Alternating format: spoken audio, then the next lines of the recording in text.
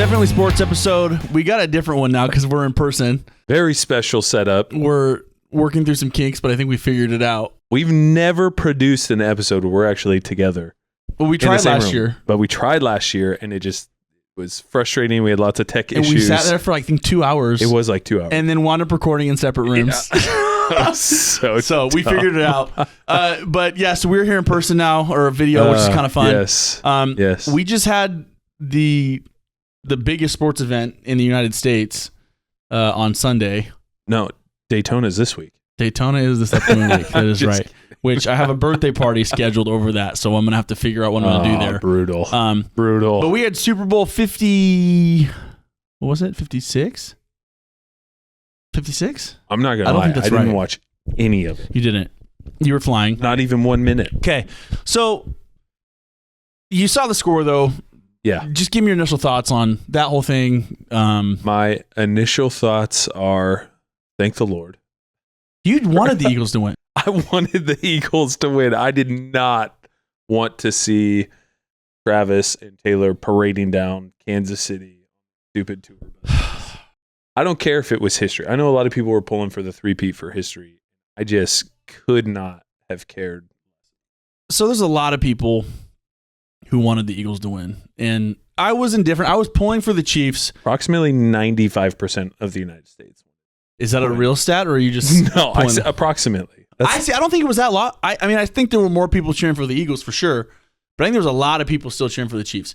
Here's what my concern is with the Chiefs, not only losing, but getting embarrassed, is they are still very, very good. They are very good. And the problem now is I was kind of in the mindset of if they win 3 in a row, it's never been done. Maybe they'll kind of take it easy. Maybe Kelsey rides off in the sunset. Maybe Andy Reid's like, I won 3 in a row. I'm going to kind of, I don't know how much longer he wants to coach for. He's never really hinted at retirement, I don't think. But you get the gist of that. Like, I think they did it. We won it. And maybe they slowed down. Fair. Now, I feel like after they got embarrassed, I already feel like right now, the AFC next year, locked up. This is the worst possible thing that could have happened for the AFC, having Mahomes get embarrassed, because I don't think the wheels fall off right now. I just don't. Just saw a thing Nick Wright said. Yeah. Okay. So he said the Chiefs are going to three-peat now. They're going to win the next 3, is what he just said. Which it might, because that's so, dude. The Super Bowl is so hard to win. It's the hardest thing to win. That's why no one's ever three-peated. But I do think that Mahomes is a guy, and Andy Reid is a guy where Mahomes has a chip. He's good, but he's always had a chip. That guy gets mad. And cares true. What people, and that's what makes Michael Jordan. That's what makes Tiger Woods, made Brady, Kobe. Like, there are certain athletes that are wired a certain way where falling short is not acceptable. And now I'm a little nervous. Yeah, as a Dolphin fan. I mean, that's fair. I mean, I think it's a fair take, but I'm just happy we didn't have to witness it, to be honest. The only thing to me that could have made it better is if Taylor Swift broke up with Travis Kelce on the 50-yard line. It would have been a really terrible week for Travis Kelce. That would have been fantastic. And to be honest, we're not all the way through it. He's still got some time. Could you imagine losing the Super Bowl and then having the most famous female in the world break up with you on the same week? I cannot imagine that. That sounds awful. So the Super Bowl, I mean, I think they said it was the number 1 most watched Super Bowl ever. But it seems pretty unanimous. People weren't thrilled with the game. That game was over so quick. They crushed. I mean, when did the Chiefs score? It was like 40-6. It was 34-0 in the second half. Yeah, I think the Chiefs didn't score their first points until it was 40. And 40-6. And I don't think they crossed midfield until like late in the second quarter. It was a terrible game, but look at the Lord. Still football, still fun. The only thing now is that now we go into that dark mode of no football, which is always kind of depressing. We talked in October how that's the peak of sports because you got baseball playoffs, you got everything. The NBA, it's the NFL's full swing. Beautiful. College football's full swing, and hockey's going, but now we're like, football's gone. Basketball's in this I was going to say, but I was here with Brian on yesterday, Tuesday night, and we watched the first Luka game. Yeah. And that was cool because it felt like we were getting to be a part of history, like watching Luka in a Laker uniform, which still looked and felt weird. Why does it feel different with Luka than LeBron? Maybe because LeBron had traveled more already, and so you just kind of... Because he was 35 and not 25? Yeah. Yeah. Gold is not Luka's color. No. But it really did. It was like weird. It was weird seeing him run around in a Laker uniform. Yeah. Yeah, I was listening to another sports program out here in LA, and they were talking about they were at the game, a lot of ESPN employees, but they talked about the reception Luka got, and they brought up the question, like, was it like this when LeBron was here? And everybody said people were obviously excited when LeBron was here, but he did not have the same welcome that Luka's got. And they started talking about why that might be. There was a whole Blaze. Did you ever hear the Blaze pizza thing? No. When LeBron became a Laker in 2017, 2018, he was supposed to appear at a Blaze Pizza in LA, and fans like lined up down the street, tons of people, and he never showed up.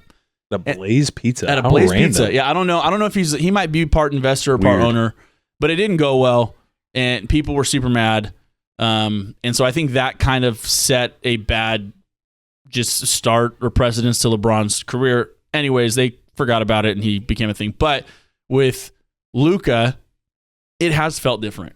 I mean, people are into it. Dude, my dad, who's basically boycotted the Lakers for the Clippers. My dad grew up at Magic Johnson, Kareem, Michael Thompson, like was into that team. Yeah. And followed Shaq and Kobe, and then followed Kobe and Pau.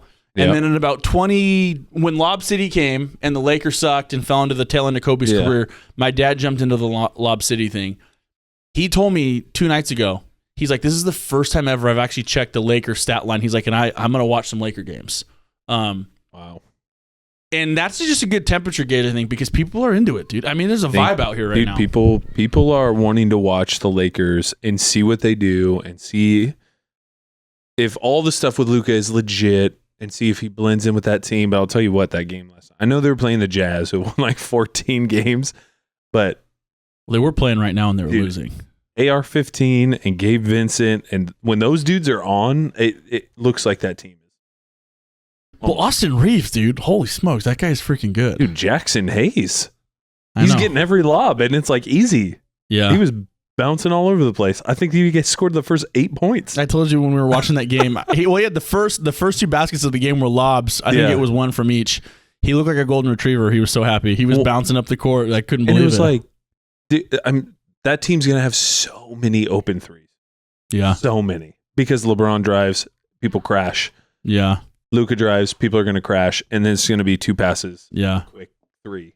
Yeah. So if you guys have anybody that shoots 40% from 3 this year, it's going to be a night. Well, I think, Reeves is going to be close. Gabe Vincent's shooting well. Basketball, though, it is taking off, but this is kind of a lull in the season. You got the All-Star break coming up, and then it kind of dies. But pitchers and catchers have reported. Baseball's coming up. That's something else to look forward to. Save us all. Yeah, I'm like really pumped for baseball season, and I'm going into it without a favorite team, and I'm excited for baseball. You talked about maybe picking the Dodgers last year, and it sounds like you're not sold on that. It feels like an easy out because they just won the World Series. Yeah, it feels like just totally hopping on the bandwagon train. And so, if you take the Dodgers off the table and take the Oakland A's off the table, they're not even in the same room. What is your gut like? If you're just reflecting deeply, what's that next team that pops up?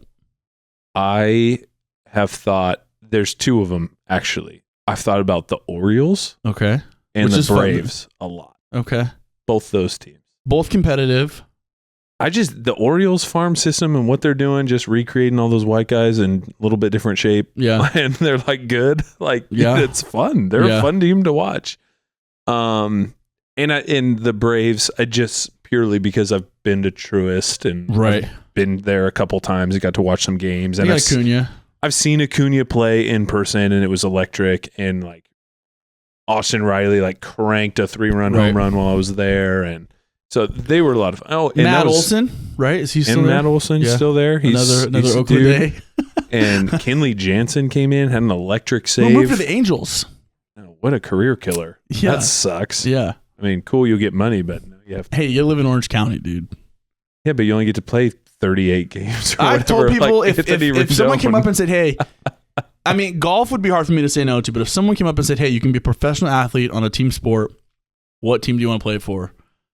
I would pick the Angels. Well, yeah, because you don't have to play and you still get paid. Bro, you've been to Angel Stadium. That stadium, there's like something about it. Like if you want to experience Orange County, like the Dodger Stadium gives you a very LA Hollywood experience when you go. You feel like, and for those of you that listen that have never been to California, or maybe you're just not here often. Yeah. There is a vibe. Like there's a real tangible feeling when you go places where you're like, oh dude, like this is it right here. Dodger Stadium gives you that.